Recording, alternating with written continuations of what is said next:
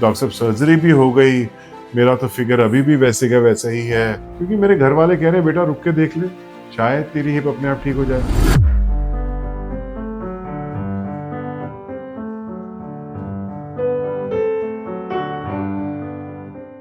Avascular necrosis of hip. I'm sure so many of my viewers, so many of you must have heard इस topic के बारे में, avian hip जिसको हम कहते हैं।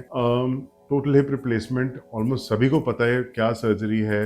आप लोगों ने बहुत सारे वीडियोस देखे होंगे, यूट्यूब पे सर्च करो आपको कितने वीडियोस मिल जाएंगे टोटल हिप रिप्लेसमेंट के बारे में। तो मैं इसके बारे में आज बात नहीं कर रहा। What I am going to actually talk about is, जो मेरे से एक सवाल बहुत कॉमनली पूछा जाता है कि डॉक्टर साहब हम इस सर्जरी को कब तक डिले कर सकते, ये सर्जरी मैं कब कराऊं, या ये सर्जरी मैं अभी क्यों कराऊं, क्योंकि मुझे तो अभी इतना दर्द नहीं हो रहा। मैं डॉक्टर गौरव खेड़ा, मैं एक जॉइंट रिप्लेसमेंट सर्जन हूँ। मैं total hip, total knee, shoulder replacement surgeries करता हूँ, साथ ही मैं एक sports injury specialist. Every patient जिसको कि मैं बोलता हूँ कि your hips are damage, 99% of the patients first response is why do I need the surgery right now, और मैं सर्जरी को कितना डिले कर सकता। Now before I get into what happens when you delay the surgery, why do people से this? First, fear of what? Fear of the surgery. I understand, even I would be scared. अगर इतनी बड़ी surgery होनी है, I'll also get scared. I'm not going to let anybody cut my body up. अंदर से हड्डी को काट के निकाल दो, एक मेटालिक हिप लगा दो। उस पर फियर क्या होता है? कहीं कोई इन्फेक्शन तो नहीं हो जाएगा, कहीं कोई और कॉम्प्लिकेशन तो नहीं हो जाएगी, मेरा ये इम्प्लांट कितने टाइम तक चलेगा, मैं क्या पहले उसके बाद ढंग से चल पाऊंगा, क्या मैं सारे काम कर पाऊंगा? So this is the fear. Second, it is an expensive surgery.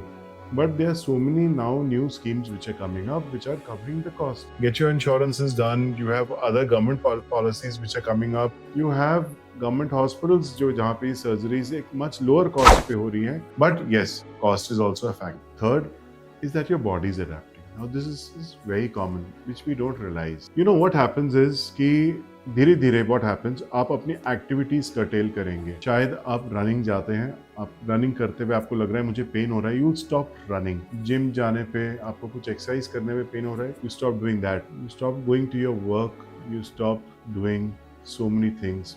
Ultimately your life actually becomes confined and the fear is that as a surgeon my fear is कि अगर ये confinement बढ़ती जाएगी तो ultimately आप एक बेड पे confined हो जाएंगे। बिकॉज एवियन हिप जब कंटिन्यू करेगा तो हिप इतनी खराब होएगी कि मूवमेंट्स आपको या तो एक व्हील चेयर या एक बेड पे रिस्ट्रिक्ट कर दें। And I am sure you don't want to reach that. कब तक इसको आप डिले कर सकते हैं? No see, as a surgeon I always tell my patients 4 stage होते हैं एवास्कुलर नेक्रोसिस के, stage 1, stage 2, stage 3 and stage 1 and stage 2 जो होता है, इसमें हम लोग पेशेंट्स को एडवाइस करते हैं कि आप लोग मेडिसिन लीजिए, आप लोग फिजियोथेरेपी कराइए, या सर्टन अदर सेशन कर सकते हैं, हम पीआरपी कर सकते हैं, हम ग्राफ्टिंग कर सकते हैं, which may help in your delaying the requirement of a hip replacement. Again I said मे।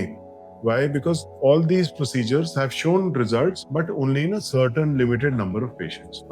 कुछ medicines हैं जैसे हम Risofos और ये जो bisphosphonates होते हैं, these medicines may again delay your requirement for a total hip replacement. जो patient stage 3, stage 4 में आ रहा है उसको मैं कहता हूँ कि भाई आपको total hip replacement की तैयारी कर लेनी चाहिए। अगर आप नहीं करेंगे तो क्या होगा? So धीरे धीरे what is going to happen is कि जो head of the femur, जो ball जो होती है आपके femur की, वो श्रिंक करनी शुरू हो जाएगी। जैसे जैसे वो श्रिंक होगी, जो कटोरी होती है, जो एस्टेबुलम होता है जिसके अंदर ये घूमता है, वो भी श्रिंक करना शुरू हो जाता है, पैर छोटा बड़ा होना शुरू हो जाता है। अल्टीमेटली क्या होगा कि ये जॉइंट बिल्कुल आर्थराइटिस हो जाएगा और आपस में फ्यूज हो जाएगा, एंकालोज आ जाएगा, जो आपकी मूवमेंट कम हो जाएगी। जब ये वाली स्टेज आएगी तो इस स्टेज पे व्हाट विल हैपन कि जितनी मसल्स हैं वहां पे हिप की, वो छोटी होनी शुरू हो जाएंगी, and then shortening goes beyond a point, जिस पॉइंट के बाद नर्व्स भी श्रिंक हो जाती हैं, स्पेशली शियाटिक। एक पॉइंट आने के बाद मैं लेंथनिंग भी नहीं कर पाऊंगा इतनी कि मैं उस लेंथ को बराबर अगर लाऊंगा तो what will happen, sciatic nerve stretch होगी, उसकी वजह से फुट ड्रॉप होने के चांसेस रहते हैं। सो जनरली जरूरत हमें 5 सेंटीमीटर से ज्यादा अगर शॉर्टनिंग है, so we will not be correcting it. Why? Because chances of sciatic nerve palsy वो बढ़ जाती है। So you are actually putting yourself in a situation where your muscles are going tight, even after the surgery results will not be what you are expecting, and length I may not be able to bring it back. Second thing what happens is कि because बाकी muscles effect हो रही हैं ये, और क्या muscles पे effect करेगा, स्पाइन पे इफेक्ट करेगा। देखिए हमारी body is a beautiful piece of machinery, body keeps adjusting. एक साइड की जब मसल छोटी होती है तो पेल्विस वहां पे टिल्ट हो जाता है, जो पैर छोटा है वहां से पेल्विस नीचे जाएगा, जो पैर लंबा है वहां से पेल्विस ऊपर चला जाएगा। जब ये होगा आपकी लंबर स्पाइन वो टेढ़ी हो जाएगी, तो सेकेंडरी स्कोलियोसिस भी हो जाएगा। And mind you this becomes permanent. So patient what happens, doctor साहब सर्जरी भी हो गई, मेरा तो फिगर अभी भी वैसे का वैसा ही है, मैं तो अभी भी चलता हूँ, boss your surgery was not bad, आपके सर्जन ने बहुत अच्छी सर्जरी करी है। इट वाज योर डिसीजन, जो आपने अपने सर्जन के ऊपर थोपा कि नहीं मेरे को सर्जरी अभी नहीं करानी, मैं अभी रुकूंगा। क्यों? क्योंकि मेरे घर वाले कह रहे हैं बेटा रुक के देख ले, शायद तेरी हिप अपने आप ठीक हो जाए।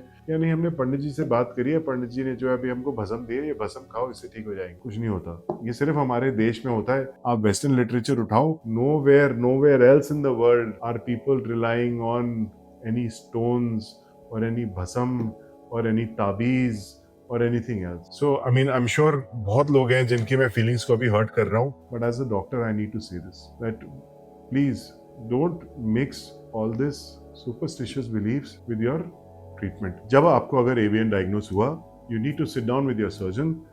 What do you need to discuss? You need to discuss कि क्या इम्प्लांट यूज करना है, what is the best implant for you, what is the best timing for your surgery, what is the best treatment, क्या आपकी stage है।